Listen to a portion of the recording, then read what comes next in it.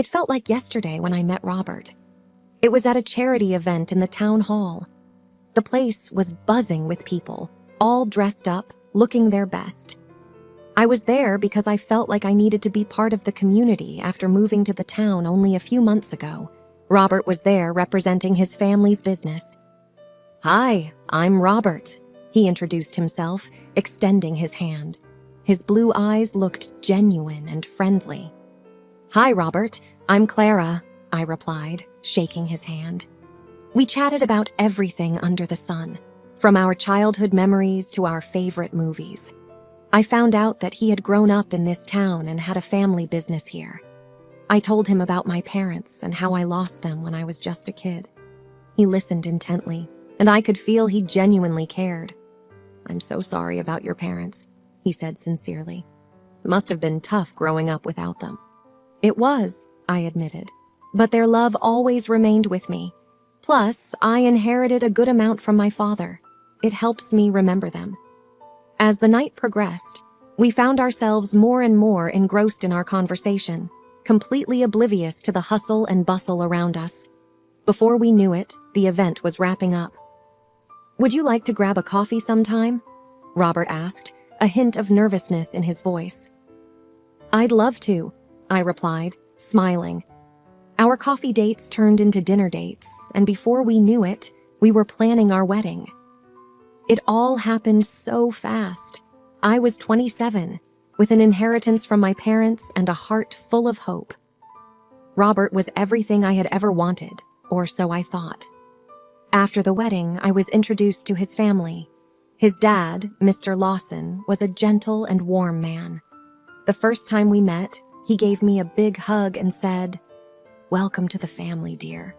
I hope you find all the happiness you deserve."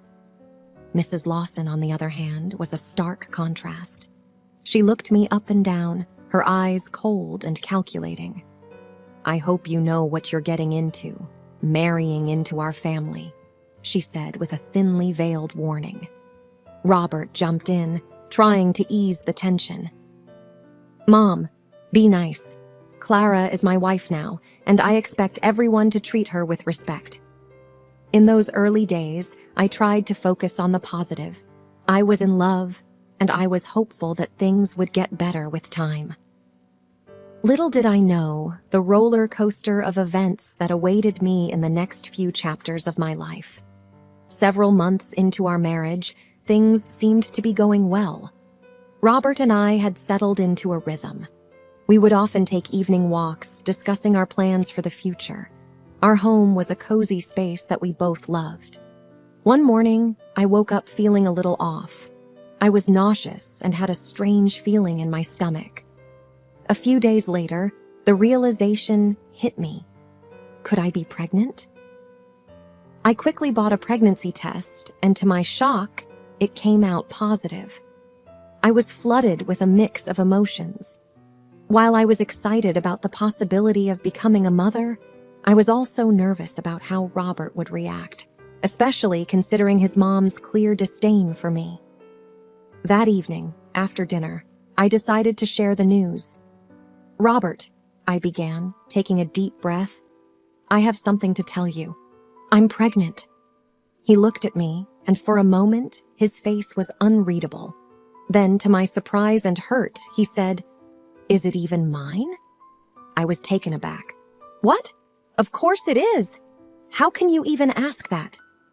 He looked away, avoiding my gaze. "It's just... I don't know, Clara. Everything happened so fast. Our marriage and now this. I need some time to think." I tried to hold back my tears, feeling a mixture of anger and hurt. "Robert, I never expected this from you. This child is ours, and I hoped you'd be happy." He didn't reply. Instead, he left the room, leaving me alone with my thoughts. The next few weeks were tough. My pregnancy symptoms started to kick in, and Robert's cold behavior didn't help. I found solace in the fact that this child was a symbol of our love, even if Robert didn't see it that way. One day, Mrs. Lawson came over unannounced. "I heard the news," she said without preamble. Is it even true? Yes, it's true, I replied, trying to maintain my composure. She smirked. You think having this child will solidify your place in this family? You're wrong. I felt a surge of anger. This is my family too now, and this child will be a part of it whether you like it or not. She scoffed. We'll see about that. And with that, she left. The next few months were a blur. I tried to focus on my health and the baby, but the constant tension at home and Robert's doubt wore me down. My only comfort was the small kicks and movements I felt inside me, reminding me that there was a life growing within, waiting to meet the world. But little did I know that the challenges ahead were far greater than what I had already faced. As my pregnancy progressed, it became harder to manage everything on my own. I was constantly nauseous, and even the simplest chores seemed daunting. Robert was indifferent, often coming home late, leaving me to fend for myself. That's when he made the proposal I'd come to regret. Clara, he began one evening, I've been thinking. Since you're finding it hard to manage things here, and my parents' house is much bigger with help available, maybe we should move there for a while, until the baby arrives. I was hesitant. Mrs. Lawson's attitude towards me was clear, but at the same time, I felt weak and overwhelmed. I don't know, Robert. Your mom hasn't exactly been welcoming. He looked at me, trying to reassure. It's a big house, Clara. We won't even cross paths much, and Dad will be there. You know he likes you. In my vulnerable state, I agreed, thinking it might be for the best. Moving into the Lawsons' residence was an eye-opener. It was a grand house, reflecting the years of prosperity the family enjoyed, but with its grandeur came coldness. The vast hallways echoed with silence, the huge rooms felt devoid of warmth. The only solace came from Mr. Lawson. Welcome, Clara, he said with a kind smile, giving me a comforting pat on the back. Don't worry about anything here. Consider this place your home. But the peace was short-lived. Mrs. Lawson's digs and snide remarks were a daily ordeal. She would comment on everything, from the food I ate to the clothes I wore. One day, when I was in the kitchen trying to make myself a sandwich, she walked in, her eyes scanning me up and down. You sure you should be eating that? She commented, looking at the sandwich. I took a deep breath. I think I know what's best for me and my baby. She smirked. Well, if it is even your baby. I felt my anger rise but held it in check. It's Robert's baby, and I wish you'd stop implying otherwise. She just laughed, a cold sound that echoed in the large kitchen. Time will tell, dear. Time will tell. Days turned into weeks. Each day was harder than the last. The house felt like a prison. Robert was always out, and when he was home, he was distant. The baby inside me was my only comfort, reminding me that there was a reason for enduring all this. One evening, as I was sitting in the living room trying to read, Robert stormed in, a frown on his face. Clara, I heard you've been talking back to my mom. I looked up, surprised. She has been nothing but rude to me, Robert. What do you expect? He shook his head. This is her house. You need to respect that. I felt tears forming. I thought it was our house too, but every day it feels like I'm walking on eggshells. He didn't say anything, just turned and left the room. I sat there, feeling more alone than ever. As the days passed, the cold shadows of the house seemed to close in on me. But I held on, hoping for better days, not realizing that the worst was yet to come. Fall had settled in, and the leaves outside had started their gradual transformation to a vibrant mix of red and gold. The wind carried with it a sharp chill, heralding the coming winter. But inside the house, the atmosphere was even colder. One evening, after a particularly tiring day, the baby wouldn't stop crying. He was restless, and I tried every trick in the book to calm him down. Mrs. Lawson, evidently irritated by the cries, barged into the room. Why can't you keep that child quiet? It's unbearable. Holding my crying son, I replied tiredly, "He's just a baby, Mrs. Lawson. They cry sometimes." She scoffed. "Well, maybe if you were a better mother." "Enough of this," I retorted, fed up. "I'm trying my best here. I don't need your constant criticisms." Her face went scarlet with anger. "You have some nerve talking back to me in my own house." The commotion drew Robert in. "What's going on?" "Your wife seems to think she can disrespect me under my own roof," Mrs. Lawson spat. Robert glanced at me, annoyance evident in his eyes. "Clara, just take the baby to our room." Standing my ground, I replied, "Robert, this is our home too. I won't be bullied into hiding." He took a deep breath, his patience clearly running thin. "Clara, just do as I say." When I didn't move, Mrs. Lawson sneered, "If you can't follow the rules, maybe you should leave." Robert, to my shock, nodded in agreement. "Maybe you should." Stunned, I replied, "You can't be serious." His face hardening, Robert stepped forward. "If you won't go to our room, then maybe you should leave the house." "You're throwing me out?" I asked, voice shaky with disbelief. Robert didn't answer. Instead, he moved closer, took hold of my arm, and began pulling me towards the door. I tried to resist, but he was too strong. Holding our crying baby close, I was dragged out of the house. The door slammed behind me, leaving me and my child in the biting cold of the fall evening. Tears streamed down my face, not just from the cold wind, but from the sharp sting of betrayal. My own husband, the man I loved, had just thrown me out of our home. The magnitude of what had just happened weighed heavily on my shoulders as I walked away, holding my child close, trying to shield him from the cold wind. The weight of the night's events pressed heavily on my chest, making each step seem like a monumental effort. My son, sensing my distress, had stopped crying but was whimpering softly.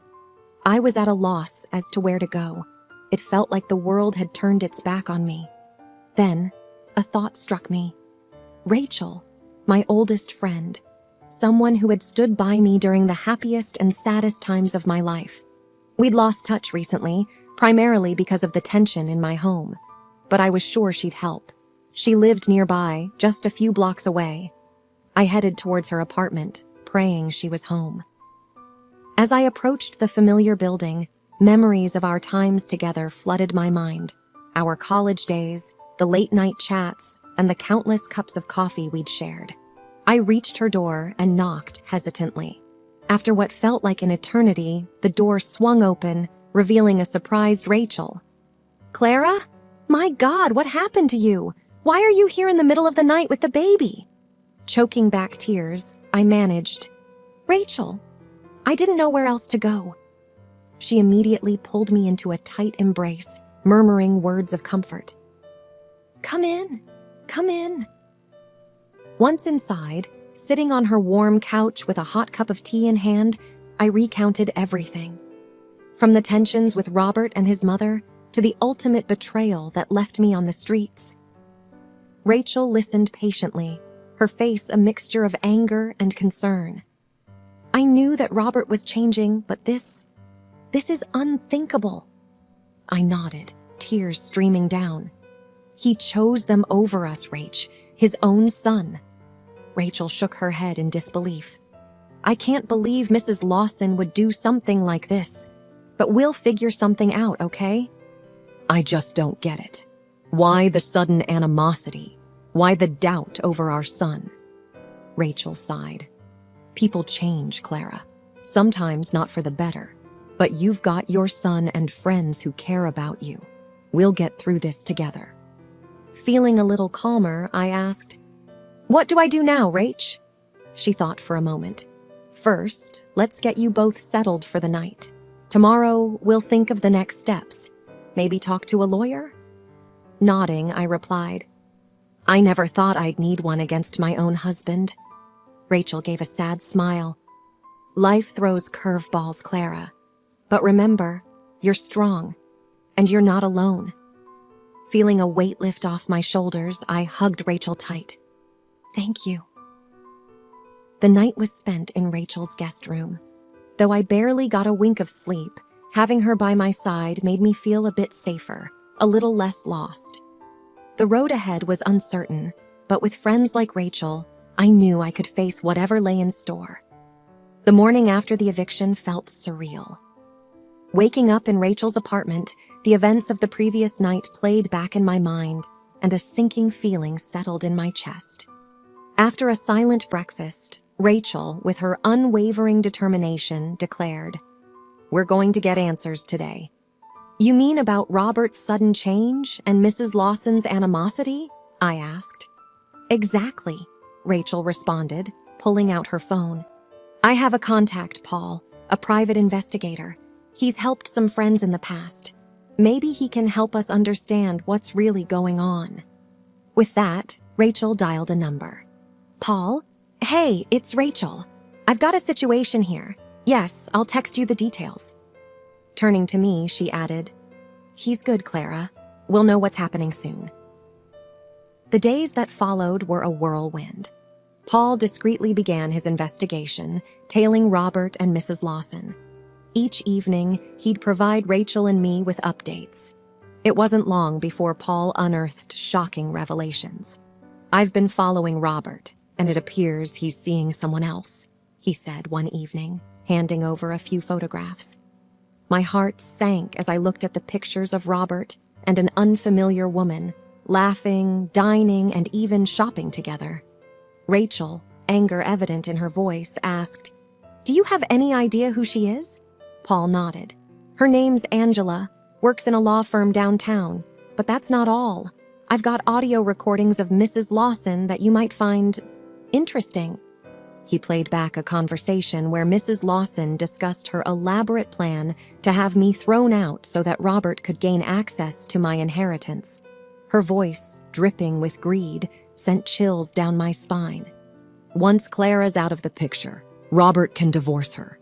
With a good lawyer, he can claim a good portion of her inheritance for emotional distress or some such nonsense. Angela's firm will handle it. Our boy deserves that money more than she does." I sat in stunned silence.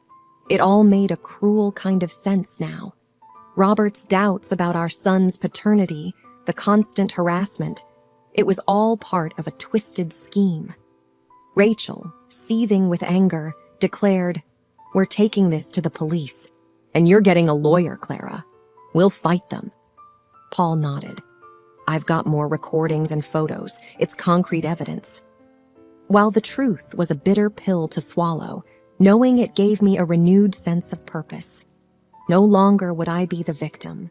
With evidence in hand and Rachel by my side, I was ready to confront Robert and Mrs. Lawson and reclaim not just my inheritance, but my dignity and peace of mind. The chapter of betrayal in my life was about to be closed, and I was determined to ensure justice was served. With the evidence in hand and my resolve firm, it was time to confront my soon-to-be ex-husband and his conniving mother. I decided to go to their house, the house I once called home. Rachel insisted on accompanying me, a pillar of strength and support. As we approached the house, my heart raced, but not from fear. It was anger, determination, and the desire to close this traumatic chapter in my life. We rang the doorbell, and Mrs. Lawson answered, feigning surprise. "Clara, what brings you here?" Without mincing words, I replied, "You know why I'm here." Robert appeared from the living room, looking rather uneasy. "Clara," he began, but I cut him off. "No, Robert, it's my turn to talk. We know everything." I held up the photos and the transcripts of the recordings. Mrs. Lawson's face turned pale while Robert looked like he'd been caught red-handed. "How did you—" "Doesn't matter how," Rachel interrupted. "What matters is that you both have been exposed." I took a deep breath, finding my voice. "You thought you could play with my life? You thought you could get rid of me and take everything I've inherited from my parents?" Robert tried to speak. "Clara, No," I shot back. I gave you everything. My love, my trust, and all you gave back were lies and betrayal.